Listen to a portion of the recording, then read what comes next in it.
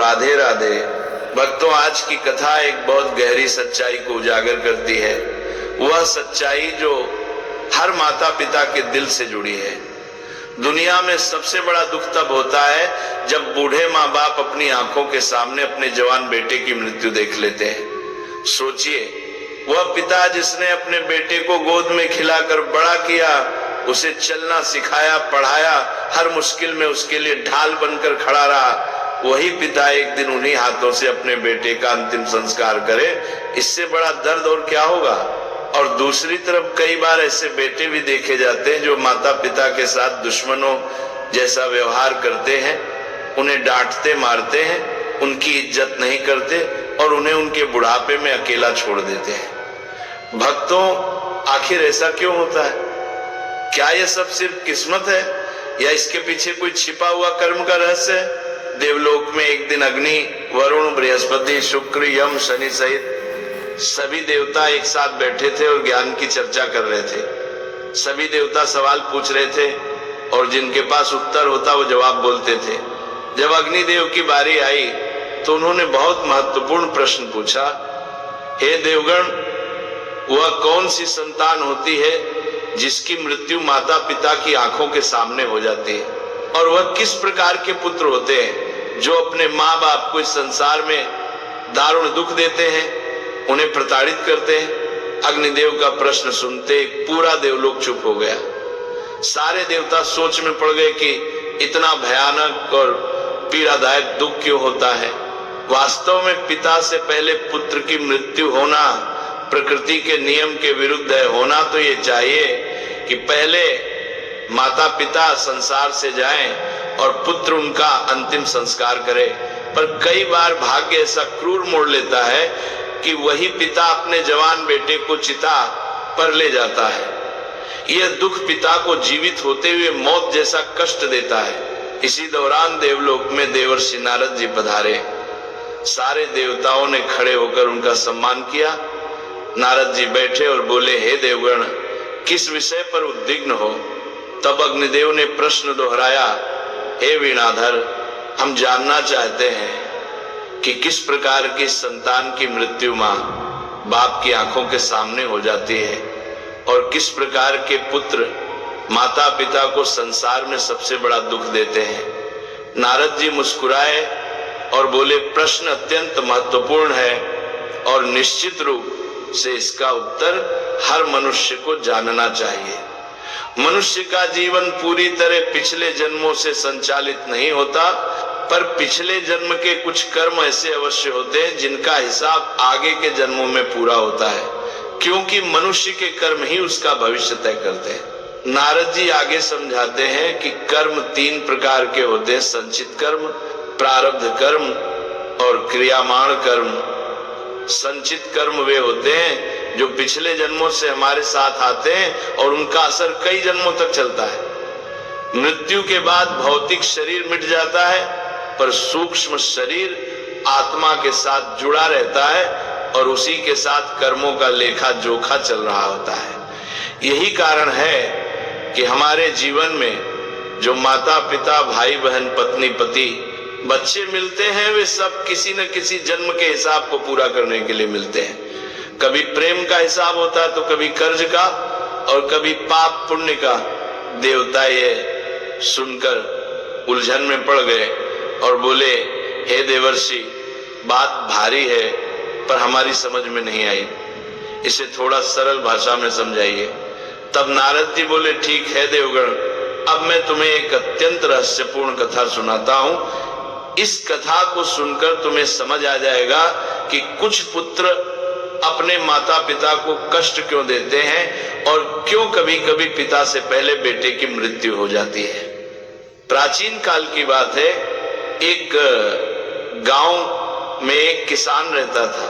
उसके घर में उसकी पत्नी और एक बेटा था।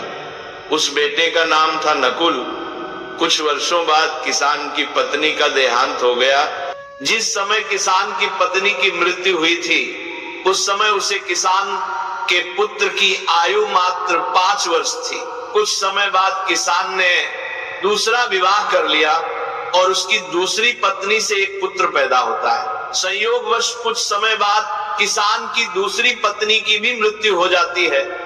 अपनी पत्नी की मृत्यु से वह किसान बहुत दुखी हो जाता है। फिर वह अपनी पत्नी का पूरे विधि विधान से अंतिम संस्कार करता है।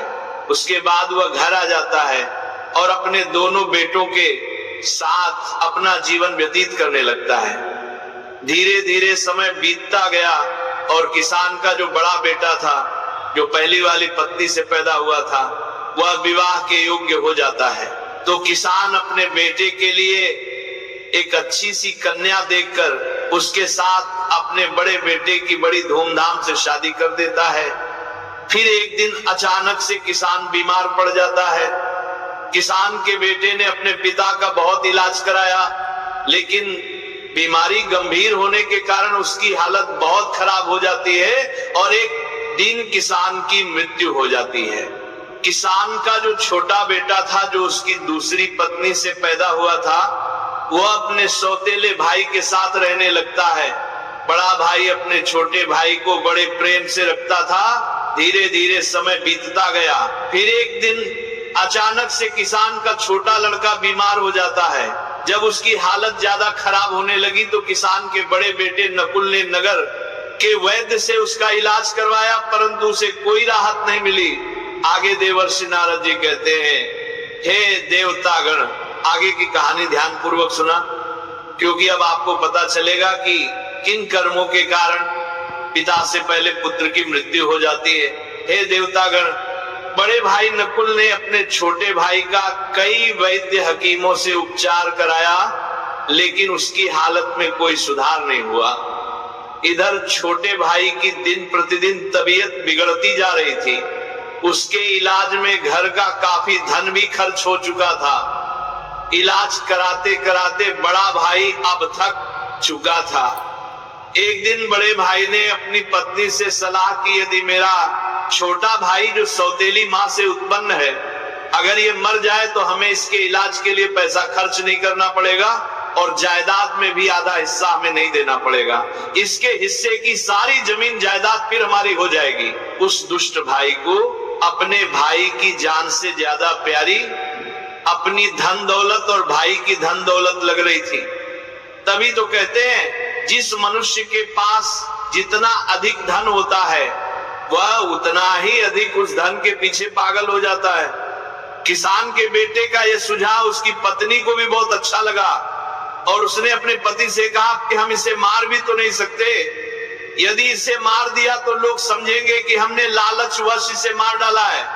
क्यों ना हम ये काम किसी वैद्य से करवाएं।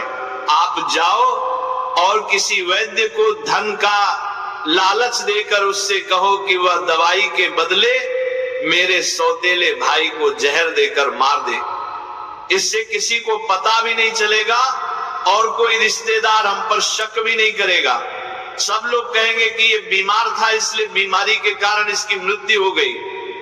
बड़े भाई नकुल ने पत्नी की बात मान ली और मन में विचार करने लगा कि यदि किसी वैद्य से बात की जाए तो हमारा काम बन जाएगा। फिर क्या था, बड़े भाई ने ऐसा ही किया। वह वैद्य के पास जाता है और उसे धन का लालच देता है।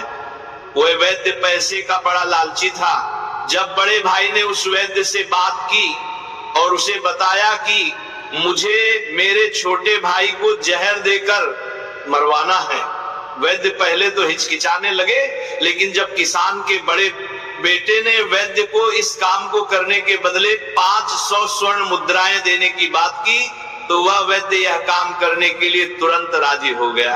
अगले दिन वह वैद्य उसके छोटे भाई का इलाज करने के बहाने से आता है और उसे जहर देकर चला जाता है। जहर के प्रभाव से तत्काल उसकी मृत्यु हो जाती है। अपने छोटे भाई की मृत्यु पर वे दोनों पति पत्नी बहुत खुशी मनाते हैं और सोचने लगे, अब तो रास्ते का कांटा निकल गया, इसके हिस्से की सारी जमीन जायदाद पर अब हमारा अधिकार हो गया है, अब मुझे जायदाद का हिस्सा किसी को नहीं देना पड़ेगा। वे दोनों बहुत प्रसन्न होते हैं। ये बात सदैव स्मरण रखना कि जो खुशी दूसरे के दुख की बुनियाद पर होती है, जो धन दूसरों की हिंसा करके कमाया जाता है, वह धन कभी आपको सुख नहीं दे सकता। और जो लोग दुख देकर सुख पाने की कामना करने वाले होते हैं, उनके यहाँ एक दिन महाभयानक दुख आता है और वह जीवन भर अपने किए पर पछताते हैं।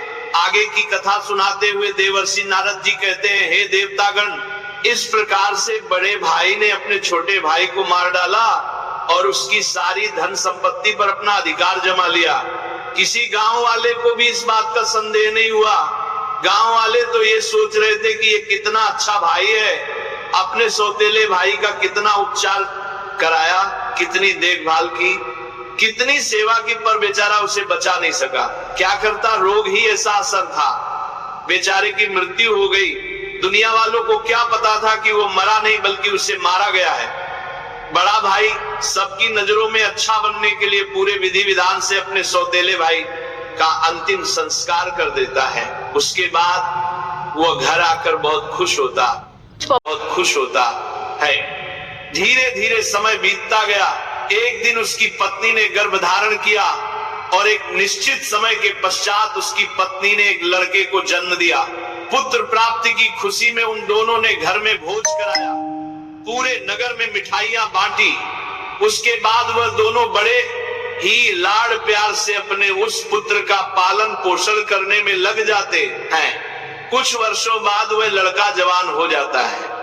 उसके बाद किसान के बड़े बेटे ने उसके लिए एक सुंदर सी कन्या देखकर उसके साथ अपने बेटे का विवाह कर दिया।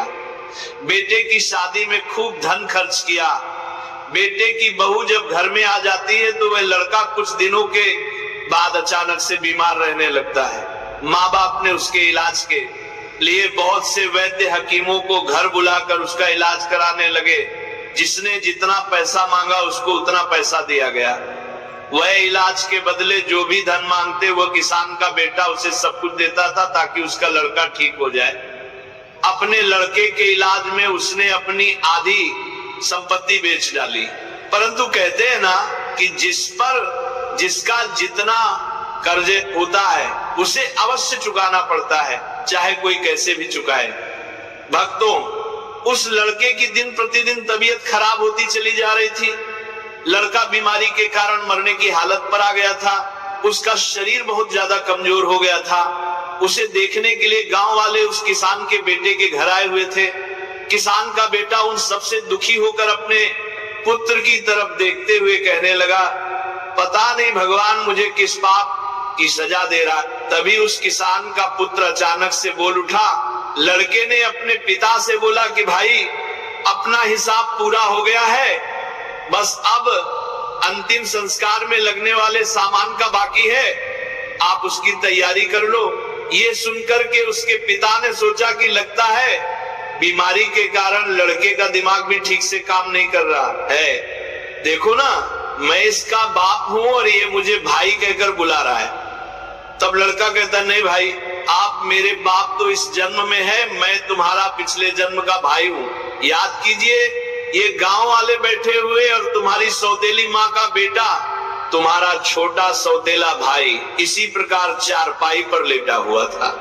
और उस भाई की संपत्ति पाने के लिए तुमने उस भाई को वैद्य के हाथों जहर देकर मरवाया था। देखो, आज वही संपत्ति मेरे इलाज में लग चुकी है। आपके ऊपर मेरा जो धन था वो मैं धीरे धीरे अपने इलाज में लगा चुका हूँ। ये सुनते ही उसका पिता एकदम से फूटकर रोने लगता है और कहता है कि मेरे तो कुल का नाश हो गया है, मैंने ये क्या किया, जो किया वह मेरे आगे आ गया। फिर उसने कहा, भाई मुझे ये तो बता दो, मैंने जो किया था वो तो मुझे देखने को मिल गया, पर एक बात मेरे समझ में नहीं आई है, इसमें तुम्हारी पत्नी का क्या दोष है जो बेचारी ब्याह कर तेरे साथ आई है? ये तो निर्दोष है, अब इसको जिंदा जलाया जाएगा।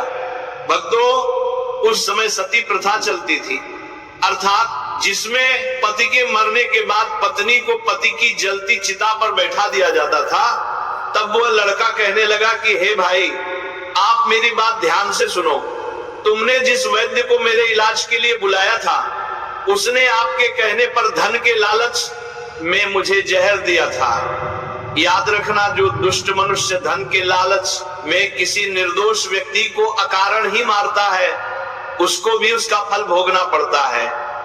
मेरी मृत्यु के 4 वर्ष बाद ही उस वैद्य की आकस्मिक मृत्यु हो गई और उसे मृत्यु के बाद एक लड़की का जन्म मिला। वही लड़की आज मेरी पत्नी के रूप में मेरे घर में आई है। मेरे मरने पर उसे भी मेरे साथ जिंदा जलाया जाएगा। इसको भी इसके कर्म का फल अवश्य भोगना पड़ेगा। आगे देवर्षि नारद जी कहते हैं, हे देवतागण, मनुष्य के जीवन में आने वाली प्रत्येक घटनाएं उसके द्वारा किए गए कर्मों की उपज होती है। हम जैसा बोते हैं वैसा ही हमें काटने को मिलता है। आज नहीं तो कल मनुष्य को उसके कर्मों का कर्म फल जरूर मिलता है। जीवन के हर कठिन प्रश्न का जीवन से ही हल मिलता है। जितना गहरा कुआं होगा उतना ही मीठा जल मिलता है। भक्तों, अपने भाई से इतना कहकर वह किसान पुत्र मृत्यु को प्राप्त हो जाता है।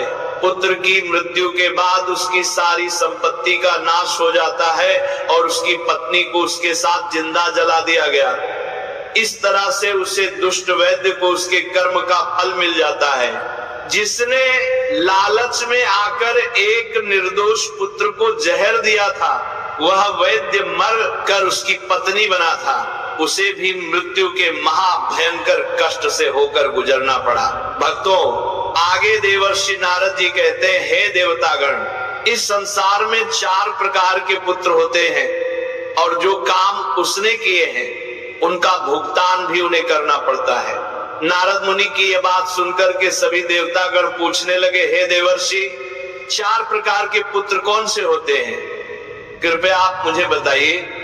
तब नारद जी कहते हैं, हे देवतागण, शास्त्रों में 4 प्रकार के पुत्र बताए गए हैं। पहले पुत्र होता है अनुबंध पुत्र, दूसरा पुत्र होता है शत्रु पुत्र, तीसरा पुत्र होता है उदासीन पुत्र और चौथा पुत्र होता है सेवक पुत्र। ध्यान रखिए, जो पहले 2 पुत्र हैं, अनुबंध और शत्रु पुत्र है, ये दोनों पुत्र आपके कर्मों के अनुसार आपके घर में जन्म लेते हैं। इन दोनों पुत्रों की मृत्यु पिता से पहले हो जाती है। अगर किसी पुत्र की मृत्यु पिता से पहले हो जाए तो समझ लेना कि आपके घर में अनुबंध और शत्रु पुत्र पैदा हुए थे। धार्मिक मान्यताओं के अनुसार यदि आपने अपने पूर्व जन्म में किसी को किसी भी प्रकार से प्रताड़ित किया है या उसे दारुण दुख पहुंचाया है, तो याद रखना वह व्यक्ति आपसे किसी भी तरह का बदला लेना चाहता है, लेकिन वह किसी कारणवश बदला नहीं ले पाया क्योंकि वह कमजोर था और वह इसी तरह तड़प तड़प कर मर जाता है। तो निश्चित मानिए वह व्यक्ति इस जन्म में आपका पुत्र बनकर लौटेगा और फिर वह अपना बदला पूरा जरूर करेगा और आपको अपनी आंखों के सामने अपने ही पुत्र की मृत्यु देखनी पड़ेगी। और इससे बड़ा दुख एक पिता के लिए और क्या हो सकता है कि उसकी आंखों के सामने ही उसके पुत्र की मृत्यु हो जाए। याद रखना, यदि आपका पुत्र आपको मृत्यु के समान कष्ट दे रहा है तो समझ लेना कि आपके पिछले जन्म का वह शत्रु हो सकता है या वह व्यक्ति हो सकता है जिसको आपने कभी मृत्यु तुल्य कष्ट दिया होगा। ऐसी संतान आपके जीवन को हर तरह से कष्टों से भर देती है, आपका जीवन नरक बना देती है। ऐसी संतानें आपको मारती हैं, परेशान करती हैं और आपके कुल का विनाश कर देती थी और एक दिन आपको भी मांगने पर मजबूर कर देती हैं। आगे देवर्षि नारद जी कहते हैं, देवतागण, महाभारत का जब युद्ध हो रहा था उस समय भगवान श्री कृष्ण ने अर्जुन को गीता ज्ञान देते हुए कहा था, हे पार्थ, इस नश्वर संसार में जितने भी रिश्ते नाते हैं वे सभी मनुष्य द्वारा किए गए पिछले कर्मों के अनुसार उन्हें प्राप्त होते हैं। इस महाभारत के युद्ध में आपके सम्मुख जितने भी तुम्हारे सगे संबंधी दिखाई दे रहे हैं सभी तुम्हारे और उनके पिता का लेखा जोखा है। हे अर्जुन, तुम पूर्व जन्म में जब धर्म के पुत्र नर थे और मैं तुम्हारा बड़ा भाई नारायण था जिसे तुमने उस समय अपने युद्ध कौशल से पराजित किया था, उस समय तुम्हारे भाई ने तुमसे बदला लेने के लिए प्रतिज्ञा की थी।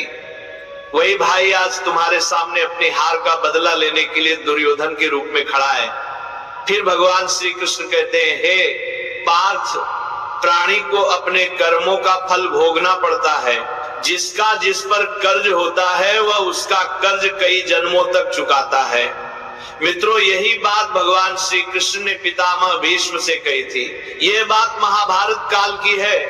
महाभारत का भीषण युद्ध समाप्त हो चुका था। विजेता पांडव सभी भाइयों सहित भगवान श्री कृष्ण के साथ पितामह भीष्म का आशीर्वाद प्राप्त करने गए थे। तभी पितामह भीष्म ने भगवान श्री कृष्ण से पूछा, हे वासुदेव, मैं अपने किन कर्मों की वजह से नुकीले तीरों से बनी शैया पर असहाय कष्ट भुगत रहा हूं? तभी श्री कृष्ण ने मुस्कुराते हुए पूछा, हे पितामह, क्या आपको अपने पिछले जन्मों के कर्म याद हैं? पितामह बोले, हे वासुदेव, मुझे मेरे पिछले जन्म के कर्म याद है और इनमें मैंने कभी किसी का बुरा नहीं किया। पितामह भीष्म की बात पर सहमति जताते हुए भगवान श्री कृष्ण ने कहा, हे पितामह, आपने 100 जन्मों में कोई भी पाप नहीं किया। आपको ये सजा आपके 101 जन्म की मिल रही है। 101वें जन्म में आप एक राजा थे और एक बार आप शिकार खेलकर जंगल से गुजर रहे थे और शिकार खेलने के कारण आप बहुत थक गए थे। फिर एक पेड़ के नीचे कुछ देर आराम करने के लिए बैठ गए। तभी उस वृक्ष पर से एक कीड़ा आपके ऊपर गिरा। आपने गुस्से से उस कीड़े को अपने बाण से उठाकर पीछे फेंक दिया। वह कीड़ा पीछे कांटों के ऊपर पीठ के बल जा गिरा और उसकी पीठ में नुकीले कांटे घुस गए। उसे कीड़े ने उन कांटों से निकालने की बहुत कोशिश की, परंतु वह जितनी कोशिश करता, कांटे उसे उतना कष्ट देते थे। इस अवस्था में कई दिन तक वह कीड़ा जीवित रहा। उसकी तकलीफ में आपका नाम दर्ज हो चुका था, लेकिन आपके पुण्य कर्म इतने प्रबल थे कि वो पाप फलित नहीं हो पा रहा था। इस बात को सुनकर भगवान श्री कृष्ण से पितामह बोले, फिर आज क्यों? पितामह के सवाल पर श्री कृष्ण ने उन्हें बताया, दुर्योधन की सभा में जब द्रौपदी का चीरहरण हो रहा था, तब उसे बचाने में आप समर्थ थे। इसके बावजूद भी अपने दुर्योधन को रोकने की कोई कोशिश नहीं की। उसी समय आपका सारा पुण्य क्षीण हो गया और 101 जन्म पहले के इस पाप को फलित होने का मौका मिल गया और उसी का परिणाम आज आपको भुगतना पड़ रहा है। मित्रों, जब हम जन्म लेते हैं या फिर जब हम गर्भ में रहते हैं, तब हम ईश्वर से यही प्रार्थना करते हैं कि इस बार जन्म लेने के उपरांत हम अच्छे कर्म करेंगे। लेकिन जन्म लेने के उपरांत हम उन बातों को भूल जाते हैं, मोह माया के वश में हो जाते हैं।